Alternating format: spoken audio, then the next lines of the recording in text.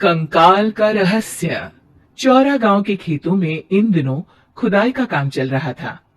असल में इसी गांव से होकर एक अच्छी सड़क गुजरनी थी, इसलिए यहाँ खुदाई शुरू की गई थी। अचानक एक दिन खुदाई करने वाली मशीन से कुछ टकराता है। बाद में जब खोजबीन की जाती है तो वहां से दो कंकाल मिलते हैं। पुलिस गांव के लोगों से पूछताछ शुरू करती है। आप लोगों को क्या लगता है ये किसके कंकाल हो सकते हैं? अरे साहब, हमें क्या पता ये किसके कंकाल है। आप ही लोग पता लगाइए, हम लोग तो बहुत ज्यादा डरे हुए हैं। हाँ हाँ, हमारी फॉरेंसिक टीम अभी आ रही है। ये बताओ कि इस गांव के रहने वाला कोई जोड़ा गायब तो नहीं ना? क्योंकि शुरुआती जांच में तो ये बात सामने आ रही है कि एक कंकाल किसी पुरुष का है तो एक किसी महिला का। साहब, हमें तो बहुत डर लग रहा है। ऐसे कंकाल मिलने का मतलब गांव के आसपास ही किसी की हत्या हुई है या फिर किसी को जलाकर मार डाला गया है। हाँ साहब, हम अपने परिवार को लेकर बहुत ही ज्यादा परेशान हैं। देखिए, आप लोगों की परेशानी हम समझ सकते हैं, लेकिन आप लोगों को पुलिस का सहयोग करना होगा, क्योंकि आपके सहयोग के बगैर हम ये पता नहीं लगा सकते हैं कि आखिर ये किसके कंकाल है और इनकी हत्या किसने की। ठीक है साहब, गांव के लोग आपका पूरा सहयोग करेंगे। हाँ साहब, पूरा सहयोग करेंगे। तो फिर ठीक है, हम अपनी जांच शुरू कर देते हैं। कुछ दिन बाद जांच रिपोर्ट आ जाती है। पता चलता है कि ये कंकाल करीब 20 साल पुराने हैं, यानी 20 साल पहले किसी जोड़े की हत्या कर शव को यहाँ पर दबा दिया गया था। इंस्पेक्टर राघव, ये बताओ कि 20 साल पहले की मर्डर मिस्ट्री क्या आप सुलझ सकती है? हाँ हाँ सर, क्यों नहीं।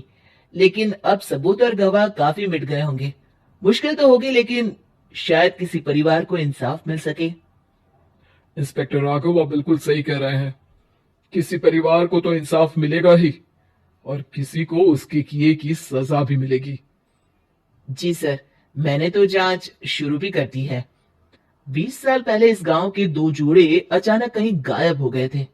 मैंने दोनों ही परिवारों के बाकी के सदस्यों से बातचीत शुरू की तो उन्होंने बताया कि उनके बच्चे शहर गए थे, लेकिन आज तक वापस नहीं लौटे हैं। लेकिन ये दोनों शव किस परिवार के सदस्यों के हैं, ये कैसे पता चल सकेगा? सर, मैंने डीएनए टेस्ट करवा लिया है। आज शाम तक इसकी रिपोर्ट भी आ जाएगी। अच्छा अच्छा, ठीक है। उसी शाम को सर, डीएनए रिपोर्ट के मुताबिक ये दोनों ही लाशें चौरा गांव के रहने वाले प्रधान सुल्तान सिंह के बेटे और बहू की है। लेकिन इनकी हत्याएं किसने की है, ये कैसे पता लगेगा? इसी का तो पता लगाने की कोशिश में जुटा हूं सर। आज सुल्तान सिंह से मिलने भी जा रहा हूं। मेरा बेटा और बहू तो मेरे लिए सिर्फ यादों में ही रह गए थे। हमें उनकी लाशें तक नहीं मिल सकी थी। आज 20 साल बाद उनके कंकाल मिले हैं। मैं अब किसके लिए जीऊं?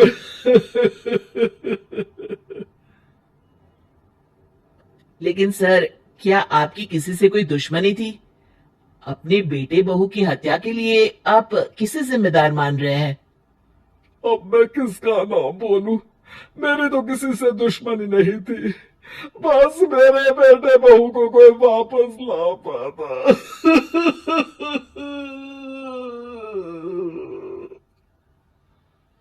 इसके बाद सुल्तान सिंह फूट फूट कर रोना शुरू कर देते हैं। सर, अब आप इनका अंतिम संस्कार करवा सकते हैं।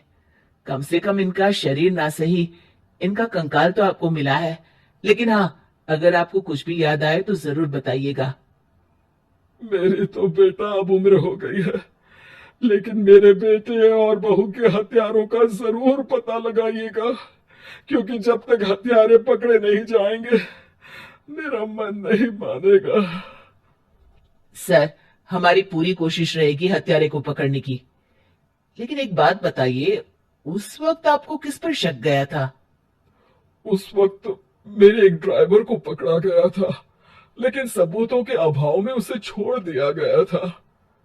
अच्छा, और ड्राइवर पर कैसे शक हुआ था? क्योंकि उस दिन ड्राइवर छुट्टी पर था।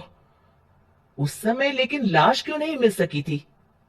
उस वक्त पुलिस ने बहुत कोशिश की थी, लेकिन दोनों की डेड बॉडी नहीं मिल सकी थी। ठीक है, हमारी तफ्तीश चल रही है, मैं फिर आऊंगा। इसके बाद इंस्पेक्टर वहां से चला जाता है और सुल्तान सिंह अपने बेटे और बहू की याद में खो जाते हैं। कुछ दिन बाद सुल्तान सर, एक बात बताइए, जब आपके बेटे बहू की हत्या हुई थी, उसी के आसपास आपके ही गांव का रहने वाला एक और जोड़ा उसी वक्त गायब हो गया था ना? हाँ सर, अलका और अभिषेक, वो भी मेरे बच्चों जैसे ही थे। तो फिर वो कहाँ है? उनका भी आज तक पता नहीं चल सका, लेकिन बताते हैं कि कुछ साल पहले अभिषेक को गांव के ही किसी आदमी ने मुंबई में देखा था, लेकिन फिर वो गायब हो गया। यानी अभिषेक और अलका की हत्या नहीं हुई थी, बल्कि उन्होंने किसी वजह से खुद ही गांव छोड़ दिया था। हाँ हाँ, हो सकता है, क्योंकि अभिषेक मेरे बेटे संतोष का अच्छा दोस्त था और उसका मेरे घर भी आना जाना लगा रहता था।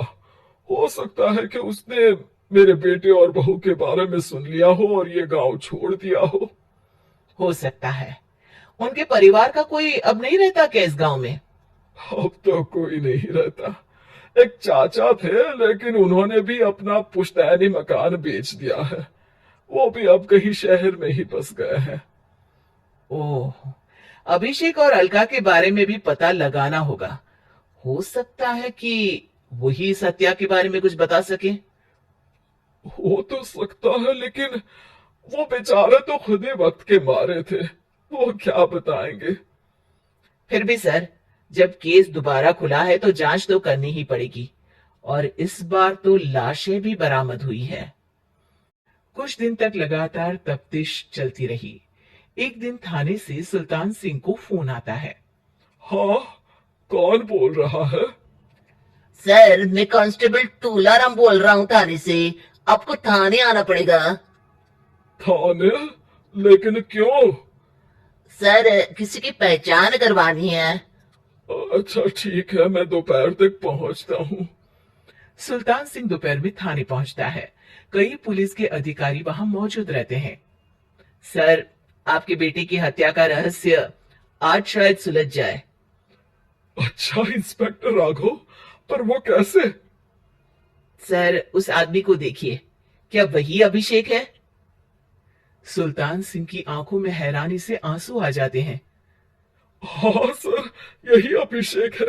ये आपको कहाँ से मिला? सिर्फ अभिषेक ही नहीं, बल्कि इसकी पत्नी अलका भी इसके साथ है। मैडम, जरा अभिषेक की पत्नी को लाइए।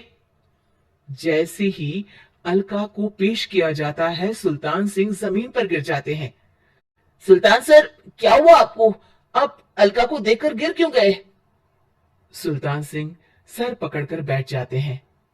ये अलका नहीं, बल्कि ये तो मेरी बहू रितु है। पूरा थाना एक दूसरे का मुंह देखने लगता है। क्या? इसके बाद हर किसी को दो कंकाल और हत्या का रहस्य समझ में आ गया। अभिषेक और रितु ने मिलकर संतोष और अलका की हत्या की थी और लाश को जमीन के नीचे दबा दिया था। आज 20 साल बाद इस हत्या का रहस्य खुल सका था कि अवैध प्रेम संबंध में दो मासूमों की जान गई थी।